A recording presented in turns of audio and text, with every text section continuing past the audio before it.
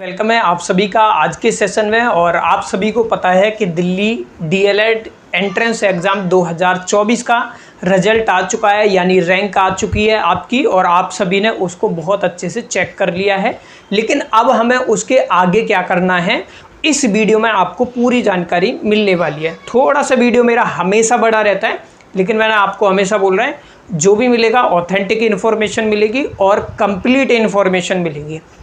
तो सबसे पहले हम बात कर लेते हैं रिजल्ट आपको किस तरीके से चेक करना है अगर आप पहली बार आए हैं तो। शेड्यूल के अकॉर्डिंग अगर मैं बात करूं तो आज वैसे 4 जून है, 5 जून को आपका रिजल्ट आना था, रैंक आनी थी, लेकिन आज ही आ चुकी है। तो आपको क्या करना है, गूगल पर SCERT Delhi admission.nic.in टाइप करना है। जैसे ही आप इसे टाइप करोगे तो ये प्यारी सी ऑफिशियल वेबसाइट आपके सामने आ जाती है। इस कॉर्नर पर आपको न्यू अपडेट्स जो है वो देखने को मिलते हैं, और यहीं पर क्या है, आपको 2 लिस्ट देखने को मिलेगी।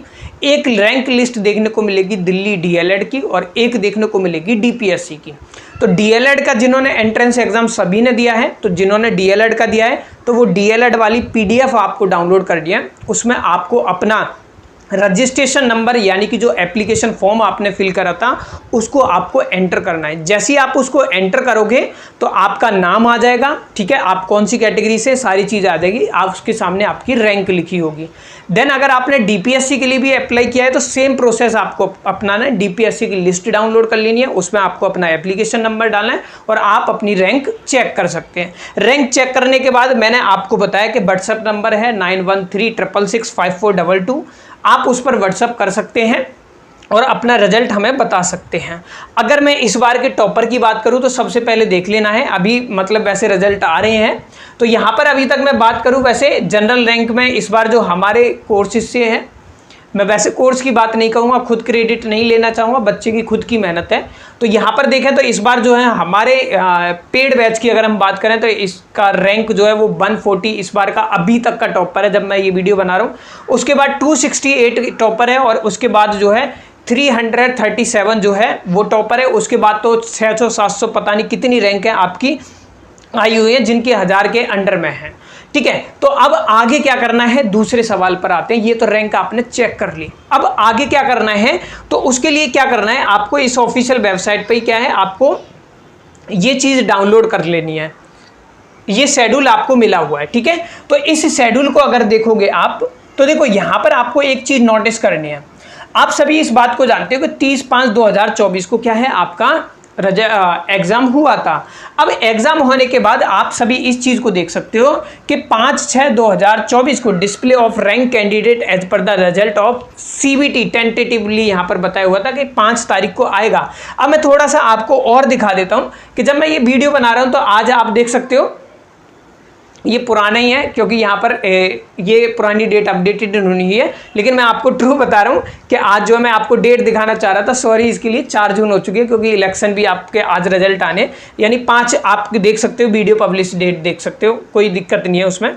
तो प्यारे दोस्तों मैं यही बताना चाह रहा था कि यहाँ पर 5 को आना था, लेकिन रिजल्ट जो है वो 4 को आ गया, तो बहुत अच्छी चीज़ है, कोई प्रॉब्लम नहीं है उसमें। अब इसके बाद क्या करना है, इसके बाद आप अपनी रैंक देख चुके हो। कैसे देख चुके हो, मैं एक एग्जाम्पल लेता हूँ, जैसे इस बच्चे का ही एग्जाम्पल ले लेते हैं जो टॉपर है। इसकी रैंक जो है जनरल कैटेगरी में 100 कितनी है, 40 सीटें हैं। अब बेटा 140 सीटें, सॉरी 140 रैंक है, और 140 रैंक की अगर मैं यहां पर एक चीज आपको बताऊं तो दिल्ली गवर्नमेंट डाइट में सीट कितनी है, तो आप बोलोगे सर दिल्ली गवर्नमेंट डाइट में जो है वो है 1040 सीट है, जबकि इस बच्चे की रैंक कितनी है, 140 है। जनरल की बात कर रहा हूं अभी मैं।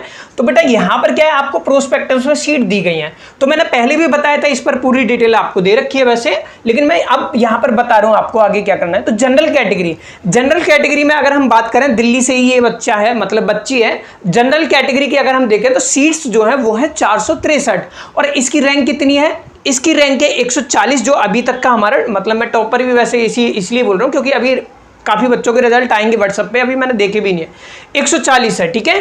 तो अब इसको ये कॉन्फिडेंस इतना हो जाना चाहिए, अगर आपकी भी है तो आप इससे आइडिया लगा सकते हो कि यार 140 मेरी रैंक है, और सीट कितनी है गवर्नमेंट की, गवर्नमेंट में मैं कैटेगरी वाइज बता रहा हूं, ओवरऑल 1040 सीटें हैं, मैं ऊपर कर देता हूं, ओवरऑल 1040 सीटें हैं। ओवरऑल 1040 सीटों में कैटेगरी जनरल की हम बात करें तो 463 है। तो ये बताओ बेटा 140 वाले का एडमिशन होगा या नहीं होगा? आप बोलोगे सर बिल्कुल होगा।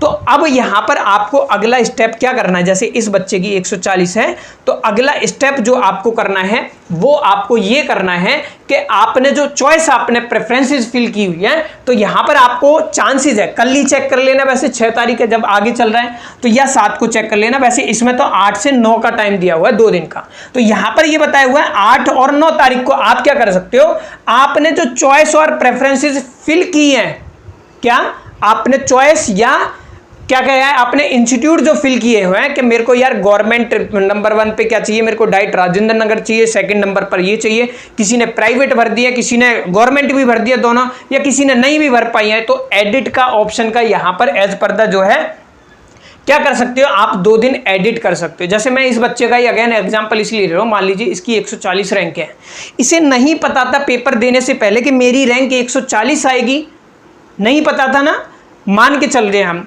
अब इसने क्या करा, क्योंकि मैंने दोनों को लिए बताया था कि गवर्नमेंट की नोट आइटम वो तो फिल करनी है और प्राइवेट भी फिल करनी है, लेकिन अब या इसका रिजल्ट आ गया, रैंक आ गया और इसका क्या है 140 रैंक है, तो इसको इतना कॉन्फिडेंस ये हो जाना चाहिए कि मेरा 101% मेरा एडमिशन किस में होगा, गवर्नमेंट डाइट में होगा ही होगा। क्योंकि गवर्नमेंट डाइट की सीट की अगर मैं बात करूं तो कितनी है, 450 सीटें ले लेते हैं हम, ठीक है, जितनी भी थी मैं डेटा भूल जाता हूं, 463 सीटें हैं।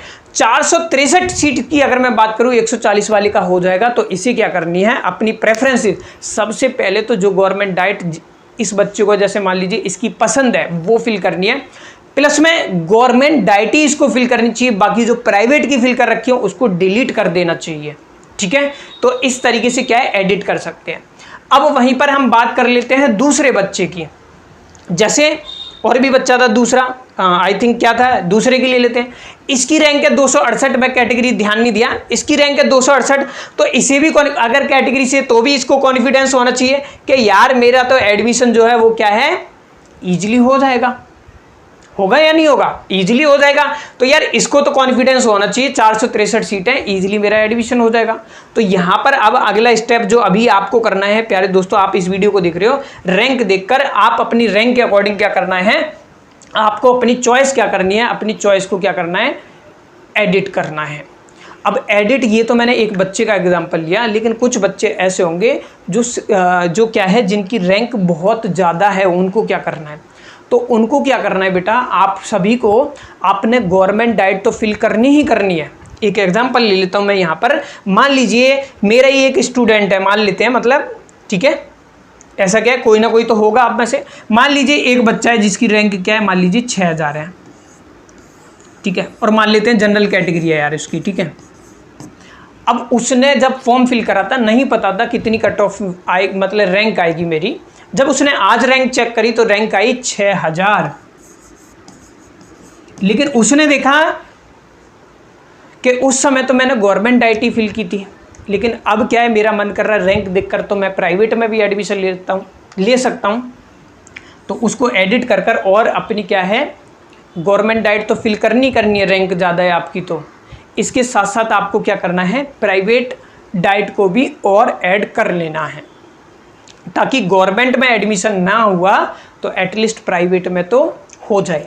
तो अभी आपको अपने अकॉर्डिंग ध्यान से, समझ से, सूझबूझ से, सोच विचार कर कर, अभी आपके पास बहुत समय है, 1 से 2 दिन का समय है आपके पास, ठीक है। आपको क्या करना है, अच्छे से क्या करना है, आपको चीज़ों को बहुत अच्छे से क्या करना है, समझना है मेरी रैंक कितनी है, मैंने प्रेफरेंस चॉइस किस तरीके से फिल की है, उनको एडिट कर लेना है। और जो भाई ये मेरे मतलब आप सभी हैं जिनकी रैंक कम है तो आप तो कॉन्फिडेंट हो जाइए, बाकी मैंने व्हाट्सएप पे आप सभी को रिप्लाई किया था और अभी भी कोशिश कर रहा हूं। तो आगे क्या करना है, आगे बस चॉइस प्रेफरेंसेस आप अपने अकॉर्डिंग फिल कर लीजिए, इस चीज को विशेषकर ध्यान देना है। तो 2 दिन का आपका समय ये है, अगली वीडियो में मैं आगे बताऊंगा। आपने ये चॉइस एडिट कर ली तो पहली लिस्ट आएगी, उसके बाद क्या करेंगे, डॉक्यूमेंट क्या क्या चाहिए। अभी किसी के पीछे नहीं भागना है कि मेडिकल फिटनेस सर्टिफिकेट क्या बनेगा, क्या करना है, पैसे वेस्ट बिल्कुल नहीं करने हैं, अभी सारी चीजें आपको समय पर बता दी जाएगी। तो कल के लिए आप सभी अगले 2 से 3 दिन के लिए प्लानिंग करेंगे कि मेरे को चॉइस किस तरीके से फिल करनी है और कैसे है। वीडियो थोड़ी सी बड़ी हो जाती है, आप इसको 2x की स्पीड पर देख लिया करो, यहाँ पर लगता है वहाँ स्लो कर लिया करो। इस वीडियो को अपने दोस्तों के साथ शेयर करो, ठीक है, और अपनी प्रेफरेंसेस में एडिट बहुत करो। कुछ बच्चे ऐसे थे जिन्होंने अपनी प्रेफरेंसेस उस समय गलत कर दी थी, ठीक है, तो इस गलती को नहीं करना है, ठीक है।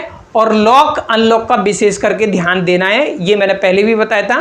तो चॉइस आप नहीं भर सकते हैं तो कैफे वाले की हेल्प ले सकते हैं, लेकिन बहुत बच्चों ने इस बार एग्जाम नहीं दिया है क्योंकि फीस वापस आ गई है, तो इसलिए जब एडिट भी कर रहे हो चॉइस भी, तो बड़े ही सावधानी से करना है, इस चीज का विशेष ध्यान रखना है। तो ये था आज के लिए, आगे क्या करना है ये मैंने आपके लिए 2 दिन के लिए बता दिया। नेक्स्ट मैं आपको बताऊंगा कि आपको क्या करना है। Thank you so much.